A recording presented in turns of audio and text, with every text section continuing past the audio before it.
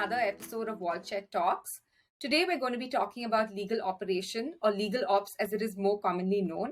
It is a set of processes and activities that help legal teams function more effectively. Sometimes this is through the adoption of streamlined processes or technology, or even by training manpower to conduct operations in a specified way. Essentially, all the behind-the-scenes work done to improve productivity and efficiency for legal teams. We have Rachita Maker, Global Head of Legal Ops Tech and Consulting at DWF, to discuss this topic. Welcome, Rachita. Thanks so much. I'm really excited. Yes, we're looking to take advantage of your legal ops experience and break that down for the audience. But before we get into the questions, I'm going to give the audience a little bit of background about you. Rachita is a lawyer by education, and she started her experience in legal ops in her first role at Pangea 3, which was a managed legal service provider. She's a legal ops expert with close to 20 years of experience in roles at EY, Integrion, and Tata Communications. And legal ops was an integral part of all of these roles. She's also produced the popular Legal Ops one-on-one series in collaboration with Phoenix Advisors, a short video series where she discusses different aspects of legal operations with guests. You should really check that out. Excited to chat with you today, Rachita. Thank you. Thanks so much. And I'm very excited to be here too. Great. So let's get into the questions. And I'm going to start with something very basic. What is the scope of legal operations and what all does it include?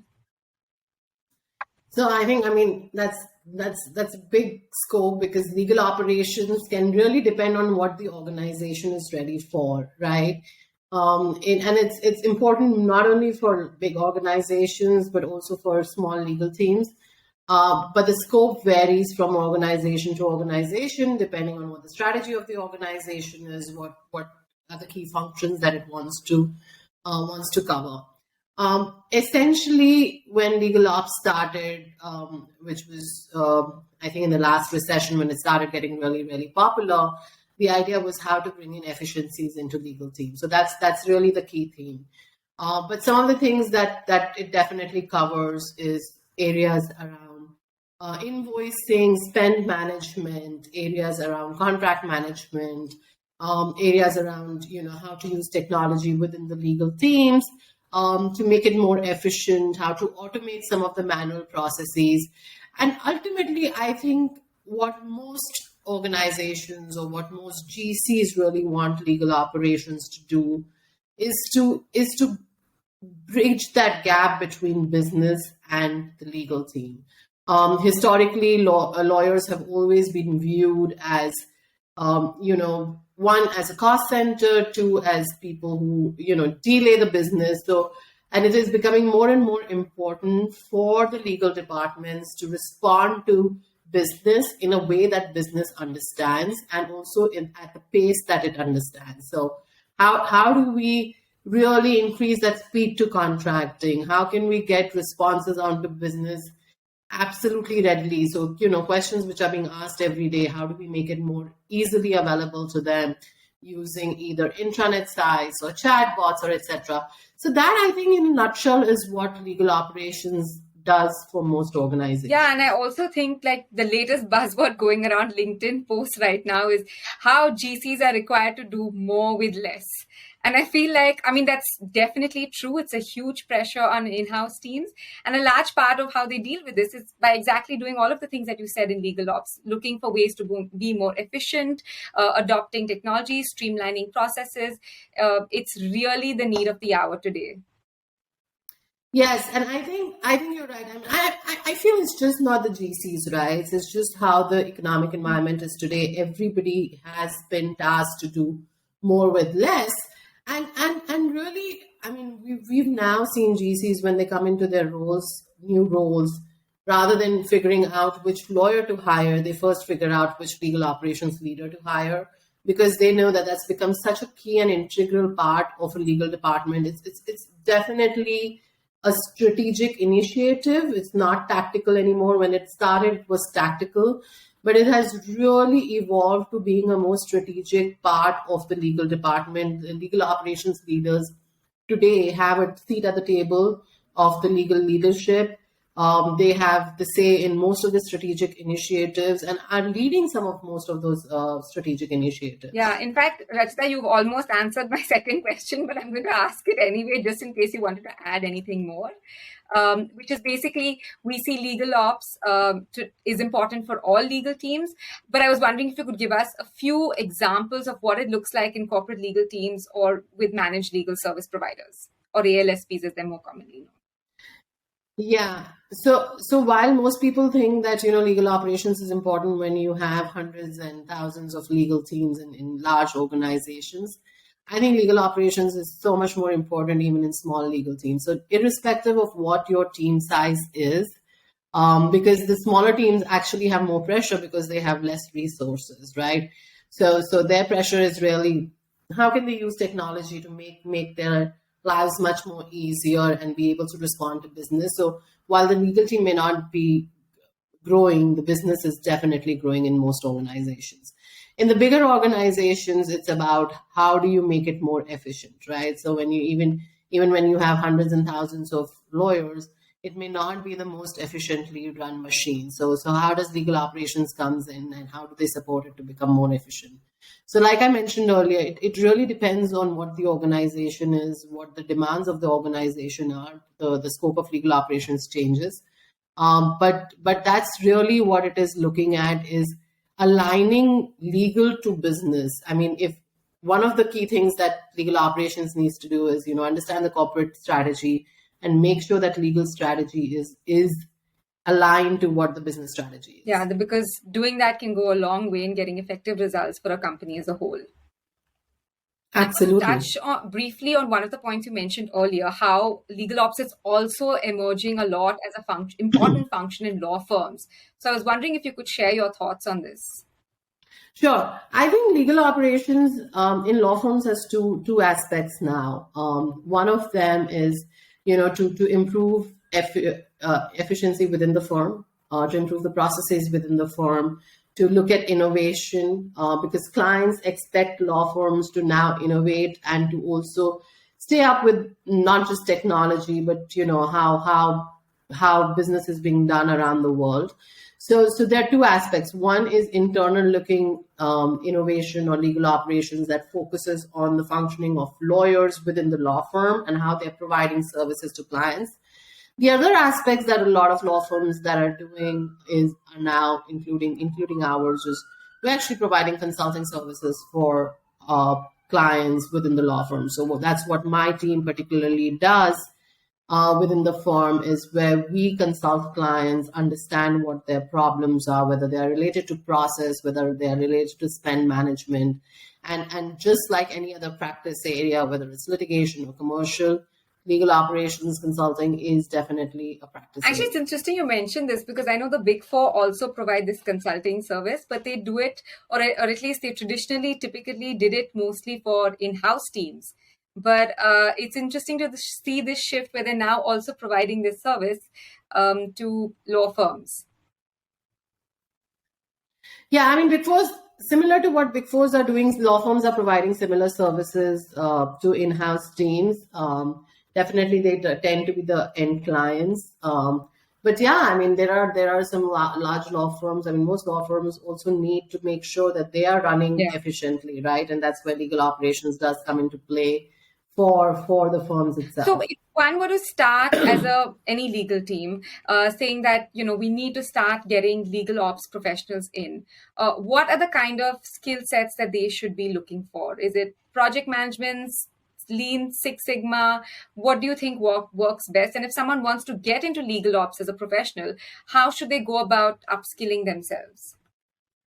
Yeah, I mean, I'll tell you something very basic, Priyadarshini. I think what you need to have is strong business acumen. That's very, very important. I think most legal operations people need to have project management skills. I mean, you cannot work efficiently if you don't have strong project management skills, and you cannot support your internal or external clients if you don't have that. I mean, also you're not going to get one person who has all the skills, right? But in my mind, some of the key skills definitely are project and process management, financial acumen, and financial skills, because that's a huge part of legal operations is managing spend, seeing areas where you can actually reduce spend, and how do you streamline it. Somebody who has good technical skills, so you may not necessarily be from technology background, but you should know how to best use technology and how to get people to use technology. But I think one of the biggest skills is the ability to drive change. I mean, most of it that I've seen in my career and what I see around my peers in legal operations, a large part of their job is change management, right? Everything that they are trying to do is obviously questioning the status quo, where people are comfortable doing things in a certain way. And in a large way, it works, right? So why fix something that's break it if not it's broken? Yeah. Why fix it if it's not broken? Yeah. So it really is about, okay, how do you drive change? I think that is one of the most important skill sets. Most of the other skill sets you can pretty much learn, but the ability to drive change is something that is very, very important as a legal operations specialist. And I think though it seems simple on the face of it, it's extremely hard to find people who are skilled at change management, because it's not easy. It's listening to different stakeholders, understanding their problems, trying to figure out what works best, and sometimes also explaining and showing to them how this proposed solution actually can make things better. And it's a really hard job.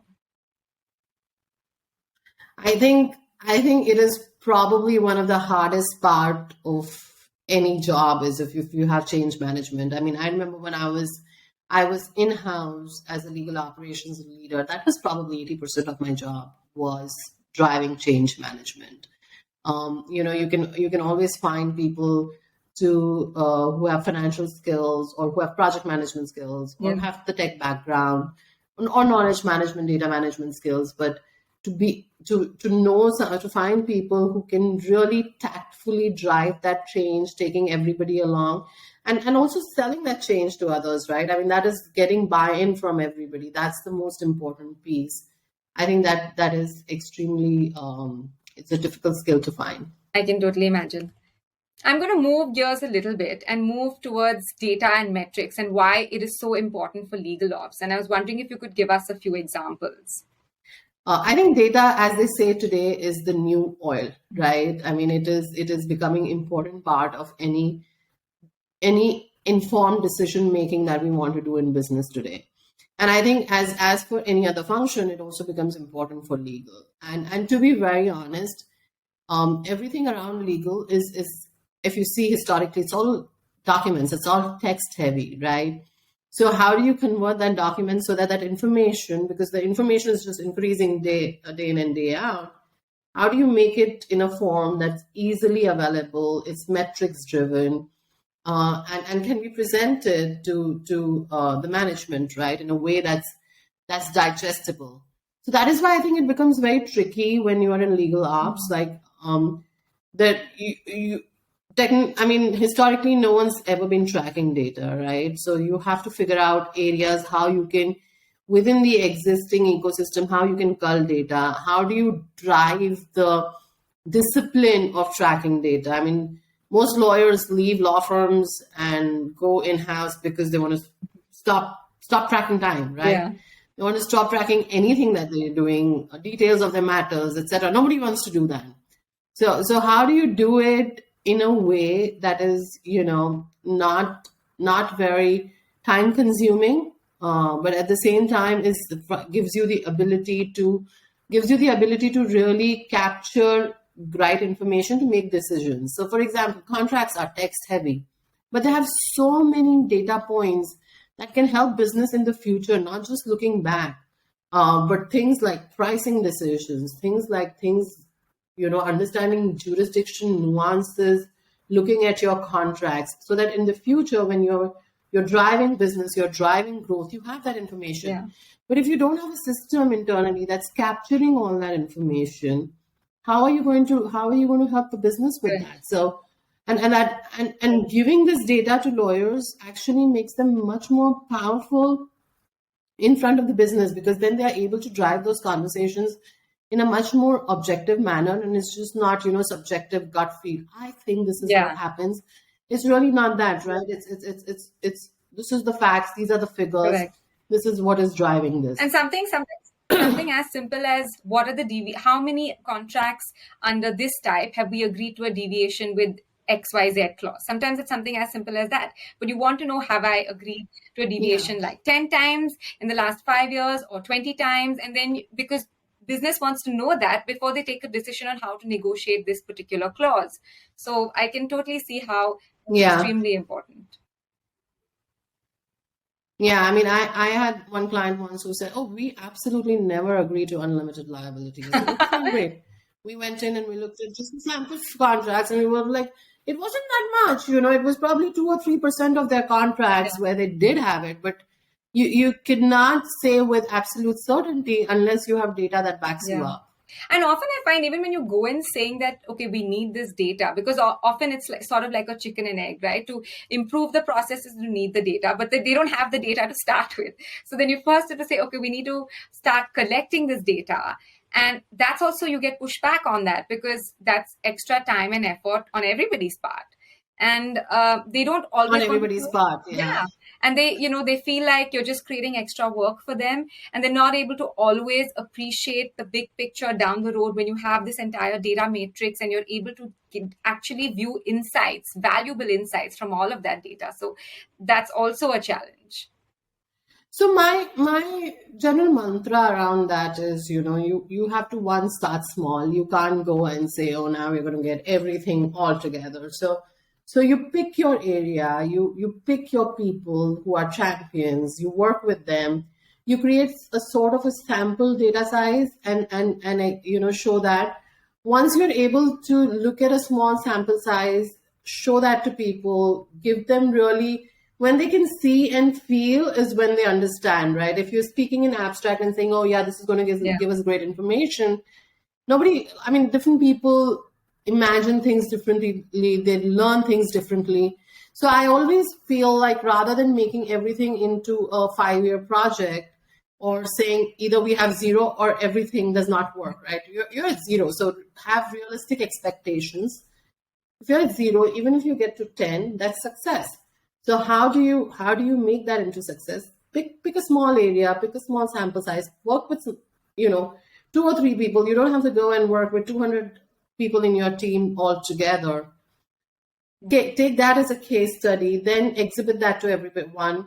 So then it helps you drive that and continue to build on it, right? So at least in 1 month you've got some success, and then you can keep building on it. And over a period of 6 months, you've actually, made a lot of progress. Whereas if you try to see that you're going to change everything and churn the ocean overnight, that's never going to happen. You're going to be burned out, right? And everyone's going to feel like it's just an unhappy feeling when you don't feel like you're achieving anything. So I really think just biting just enough that you can chew and then exhibiting that, it also gives quick wins, makes people feel like, okay, things are working, they're on the right moving track. in the right direction. I think that's extremely valuable advice. So this is another thing that I'm sure you encounter a lot. Most people come in saying, give us a tech solution for this problem. But as we know, tech is not always the answer. In fact, lots of times tech has to work together with better processes and skilled people. What are your thoughts on this? Yeah, this is like it's pretty much, and it's surprising. You would have thought that a lot of people would be educated by now, and this is where I think a lot of legal operations teams also struggle because they've been given a mandate, go implement a technology solution, right? Look at a document management solution, a CLM, or just figure out the tech stack without really the backstory. What are we trying to achieve? You really need to get to the people and the process first, understand who's doing what, before you can say, okay, there is a technology solution. Sometimes it may not even be a technology solution. Sometimes it may just be a small process change that can actually give you much bigger results, right? And I think the biggest pitfalls that I have seen is where people who there are organizations where they have no technology or really rudimentary technology, and then try to go all bells and whistles, big bang tech implementations. I mean, those are really, recipes for disaster. So I think what's important is to understand first what the cause of problem is. Of course, I mean, technology is going to enable what you're doing. But if you're going to take an inefficient process and you're going to put it into a really high-tech solution, now you're going to get a very highly inefficient process mixed with technology. Nothing's going to happen. So it's just going to be, it is going to be that much more inefficient now. So it's very important to understand the people aspect of it and the process aspect of it. Then put technology before. But putting technology before everything is like putting the cart before the horse, really. And that does not. I think, unfortunately, in those instances, the legal team gets burned very easily, and then they have an aversion to trying any technology in the future, and then that's very difficult to overcome at any stage. So it's always important to stress that yes, technology is important, but it has its place, and there are several other things that need to fall in line before you move to the technology. Absolutely, and I think you've hit the nail on the head. I've seen so many legal departments where they've tried a new technology without doing all the back work, without really. The other biggest pitfall is, you have a team that's focused on implementation. They'll do the implementation and they're gone. Nobody is working towards change management. Nobody is working towards adoption. And people just think like magically a tool will be implemented one day and magically everyone's going to start using it the next day. That's not how it works, right? And you're absolutely right. People get burnt out. And I have so many times I have clients saying, oh, this tool's pretty crappy, right? I'm like, no tool's crappy. No tool's fantastic. They always blame the tools. When it doesn't work, they always blame the tools. And they always blame the tool because nobody wants to blame themselves and say, oh, we did not implement it well, right? So always blame something else, and because tool has no feelings, so let's just blame the tool. But I think it's and then they're like, oh my God, now we have to go through this all over again. But it is so important to do the groundwork even before deciding on a technology. Get your house together, get your act together. Your implementation will go so much more efficiently and smoothly. But work does not stop at implementation. So a lot of times what also happens is people just think, oh, we're done with the implementation. Yay, now it's going to all start tomorrow. Yeah.